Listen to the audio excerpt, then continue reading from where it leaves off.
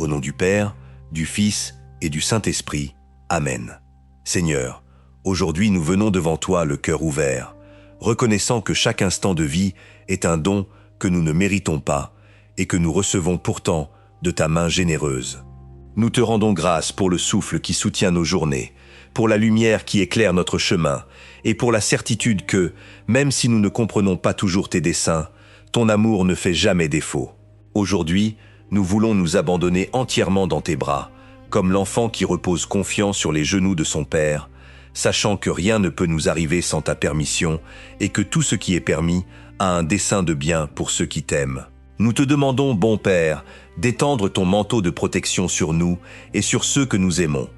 Garde nos pas de tout danger, éloigne de nous l'angoisse et la peur, et remplis notre esprit d'une paix qui ne dépend pas des circonstances extérieures, mais de la certitude de ta présence constante. Que, dans les moments de doute, nous puissions répéter avec humilité « Qu'il me soit fait selon ta parole », et que cet abandon sincère devienne le fondement sur lequel nous bâtissons chaque journée. Avant de poursuivre cette réflexion, nous t'invitons à t'arrêter un instant et à partager en commentaire ce qui résonne aujourd'hui dans ton cœur. Dans quel domaine de ta vie sens-tu que Dieu te demande plus de miséricorde et moins de rigueur envers toi-même ou envers les autres? Écrire cette réponse peut être le premier pas pour laisser la grâce transformer ce qui a encore besoin d'être guéri. Poursuivons maintenant en méditant le passage de l'Évangile qui nous occupe aujourd'hui, un épisode bref, mais riche d'enseignements, où l'on voit Jésus traverser des champs cultivés avec ses disciples.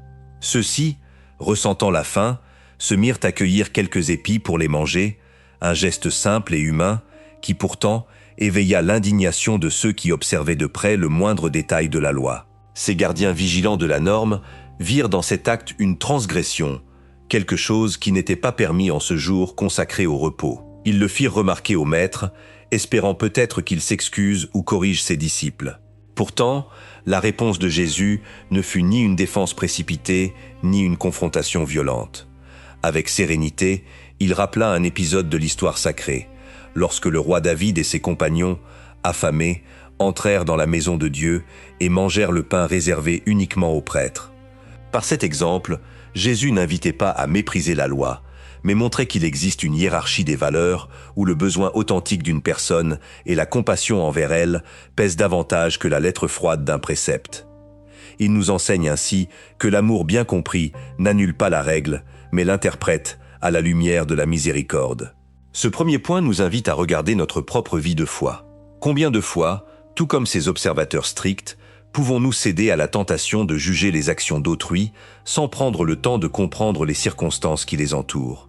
Être fidèle à l'esprit de l'Évangile ne signifie pas rechercher la perfection extérieure dans l'accomplissement des règles, mais cultiver un cœur sensible, capable de reconnaître la souffrance de l'autre et d'y répondre avec compassion.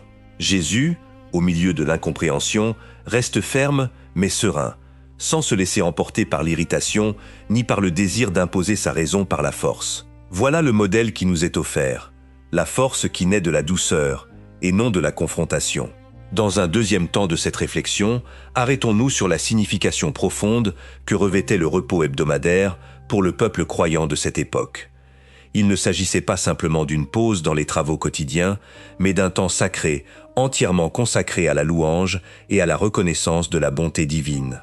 Pendant des siècles, ce jour avait été gardé avec un immense zèle, car il représentait la mémoire vivante de la fidélité d'un peuple qui, même au milieu du désert et de l'incertitude, s'accrochait à la promesse d'un Dieu qui n'abandonne jamais les siens.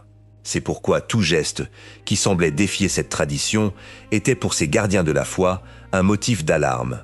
Lorsque ces observateurs virent les disciples cueillir des épis, ils ne virent pas simplement une faim apaisée, mais ce qui représentait à leurs yeux une rupture avec le sacré. Leur inquiétude, au fond, partait d'un désir légitime de préserver la sainteté, mais elle s'était durcie jusqu'à devenir une vigilance qui laissait peu de place à la compassion. Cet épisode nous rappelle que la fidélité véritable ne peut se mesurer uniquement à l'accomplissement extérieur des normes et des traditions. Une foi authentique se révèle, avant tout, dans la manière dont nous répondons aux besoins concrets du frère qui se trouve devant nous.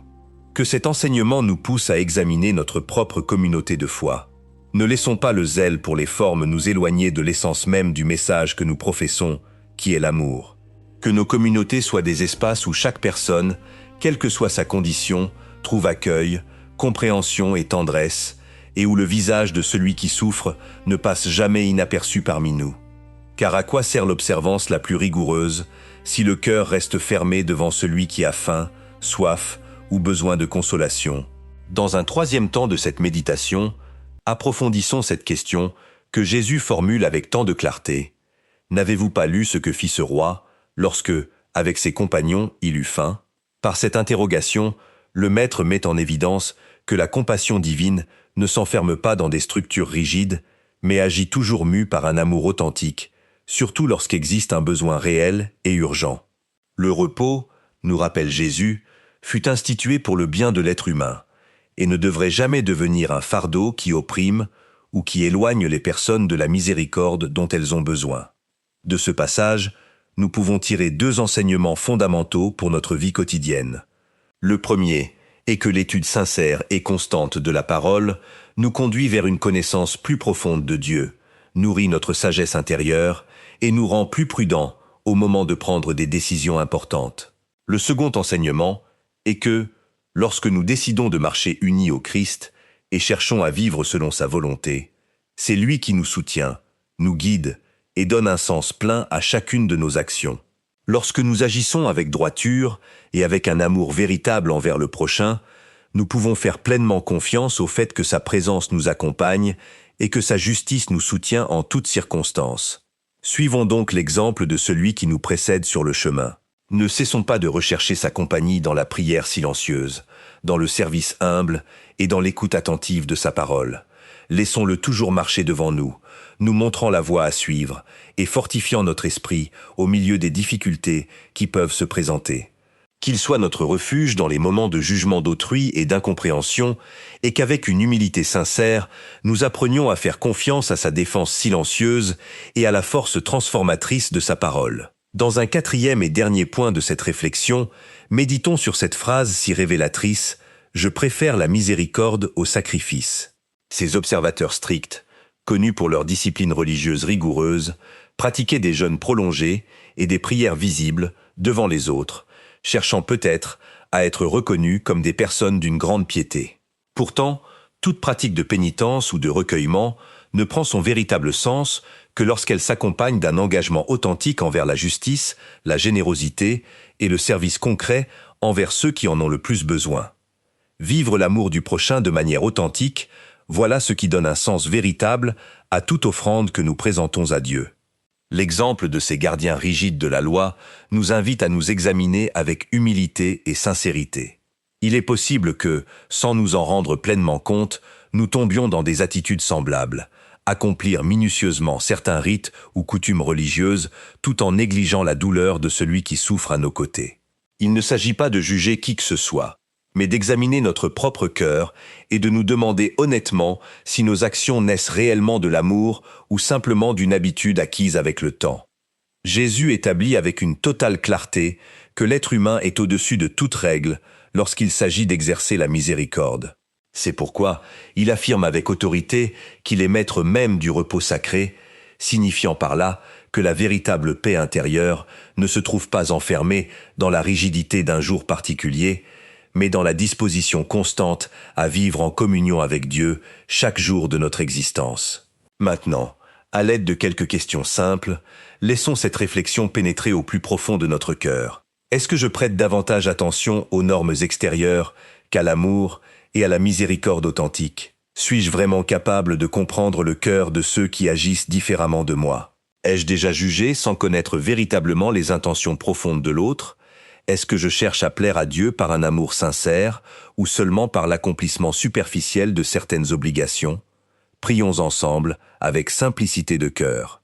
Bon Père, nous te demandons de ne pas nous attacher uniquement aux normes extérieures, mais d'apprendre, peu à peu, à regarder avec tes yeux, à agir toujours avec miséricorde et à servir avec un amour véritable ceux qui nous entourent. Nous te le demandons par Jésus-Christ, ton Fils, qui vit et règne avec toi dans l'unité du Saint-Esprit, pour les siècles des siècles. Amen. Que la bénédiction du Père, du Fils et du Saint-Esprit descende sur toi en abondance en ce jour, et que la paix que seul Dieu peut donner accompagne chacun de tes pas. Que tu vives une journée pleine de lumière, de force et d'espérance. À bientôt, et que le Seigneur te garde toujours dans son amour.